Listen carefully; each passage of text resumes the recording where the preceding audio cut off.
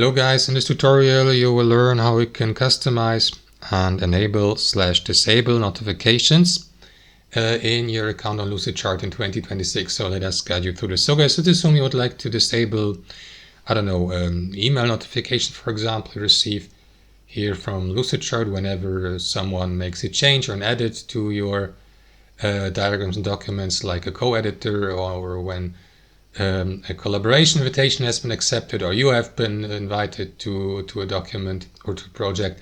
This is how you can customize these notification settings.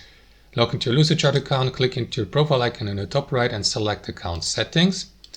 From there navigate to the overview settings here, and from there navigate to see more notification settings here, or head directly to notification settings here on the left hand side, and here you can customize these, like for example by specific type: disable or enable entirely notifications for collaborations, team activity, general, and so on and so forth, guys. And you can go into the detail here and disable them, for example, when a document or folder has been shared, or when someone has made a comment on a document. Just don't forget to save these changes in the bottom right. And that's it. Thanks for watching, and I'll see you next time.